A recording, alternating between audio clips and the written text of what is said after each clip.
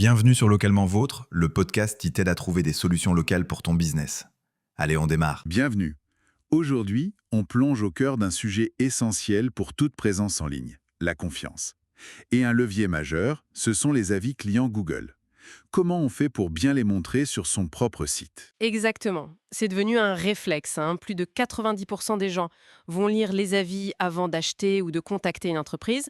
Donc, intégrer ces avis Google directement sur son site, ça agit comme une preuve sociale super forte. Ça rassure en gros. C'est ça rassure, ça influence la décision. C'est un peu comme avoir des ambassadeurs qui travaillent pour vous 24/7 sur votre site. Ok, l'objectif est donc clair.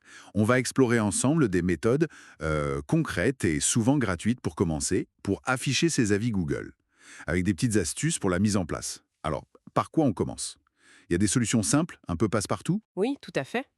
Une option assez populaire, c'est Elfsight. C'est un outil externe en fait, qui te permet de générer un petit module, un widget d'avis Google. Ah, widget? D'accord. Et le gros avantage, c'est qu'il est compatible avec plein de plateformes, WordPress, Wix, Shopify, presque tout quoi. Pour le mettre en place, tu crées un compte, il y a une option gratuite pour démarrer, tu choisis le widget Google Reviews, tu peux personnaliser le look, la langue, mettre en français. Et on peut choisir quels avis afficher. Filtrer un peu. Oui, tu peux filtrer, par exemple, ne montrer que les avis 4 ou 5 étoiles. Après, faut penser transparence, mais c'est possible. Pour le connecter à ta fiche Google, tu rentres l'adresse de ton établissement. Simple. Et si on n'a pas d'adresse physique? Genre les entreprises qui servent une zone AS. Ah, très bonne question. Là, il y a une astuce importante. Tu vas sur Google Maps, tu cherches ta fiche, tu cliques sur Partager, puis Intégrer une carte. Tu copies le petit bout de code HTML qu'il te donne et tu le colles dans Elfsight. Ça lui permet de trouver la bonne fiche. Malin ça. Et ensuite, Elfsight te donne son propre code HTML que tu colles sur la page de ton site où tu veux que les avis apparaissent. Ok, super clair.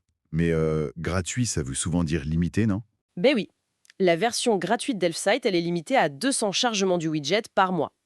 Si ton site a pas mal de trafic, les 200 vues peuvent être atteintes vite. Au-delà, il faut passer à un abonnement payant. Logique. Bon, Elfsight, c'est bien pour la flexibilité. Mais pour les gens qui sont à fond sur WordPress, il n'y a pas un truc encore plus intégré, un plugin? Si, bien sûr. Pour WordPress spécifiquement, il y a une extension qui marche bien, Widget, pour les avis Google par trustindex.io. Tu l'installes direct depuis la bibliothèque d'extension WordPress, tu l'actives. Et pour connecter la fiche Google? Pareil, c'est simple. Tu peux relier ta fiche Google Business soit avec le nom, l'adresse, ou alors, encore une fois, via l'URL Google Maps que tu chopes avec le bouton Partager. D'accord. Et la config? C'est assez rapide. Tu choisis le style, clair ou sombre. Petite astuce, essaye de l'adapter au design de ton site pour que ça soit lisible et joli, la mise en page, la langue, le format de la date, genre JJMMA AAA. Mhm. Et là, l'extension te donne un shortcode. C'est un petit code entre crochets que tu copies et colles simplement dans l'éditeur de ta page WordPress. Et hop, les avis apparaissent. Et la limite du gratuit chez eux? Parce qu'il y en a une, j'imagine. Bien vu. La version gratuite de Trust Index, elle affiche au maximum les 10 derniers avis, même si ta fiche en a 500. Ah, seulement 10? Oui, c'est bien pour commencer, pour montrer qu'il y a de l'activité, mais ça ne reflète pas forcément toute la richesse des retours si tu en as beaucoup. Pour afficher plus d'avis ou avoir des options comme les photos des clients avec les avis, là il faut passer à la relation payante. D'accord. Donc, deux options, widget assez facile, Elfsight et TrustIndex, avec des versions gratuites pour se lancer. Mais si on veut plus de contrôle, une intégration vraiment sur mesure, quitte à coder un peu. Alors là, oui, on passe à une autre catégorie. Utiliser l'API officielle de Google. C'est via Google Cloud en utilisant ce qu'on appelle l'API Google My Business ou l'API Google Places. L'API, ça sonne plus technique ça. Ça l'est. Clairement, c'est la solution la plus puissante, la plus flexible. Tu peux récupérer les avis, les afficher exactement comme tu veux. Tu as un contrôle total sur le design et tu peux même potentiellement intégrer la possibilité de répondre aux avis depuis ton propre back-office. Ok, mais concrètement, ça veut dire quoi pour la mise en place? Ça demande des compétences techniques. En développement web, il faut créer un projet sur la plateforme Google Cloud, activer les bonnes API, obtenir ce qu'on appelle une clé API. Une clé API. Oui, c'est comme un mot de passe qui permet à ton site de parler à Google pour demander les avis. Il faut faire attention à ne pas l'exposer n'importe comment, question de sécurité. Et ensuite, il faut écrire du code, HTML, JavaScript, peut-être du PHP côté serveur, pour faire les requêtes à Google et afficher les résultats. D'accord, donc pas pour tout le monde. Et niveau coût? Il y a un quota d'utilisation gratuite chaque mois, qui est souvent suffisant pour les petits besoins. Mais si tu dépasses ce quota, ça devient payant. C'est plus complexe à mettre en place, mais c'est le top en termes de personnalisation.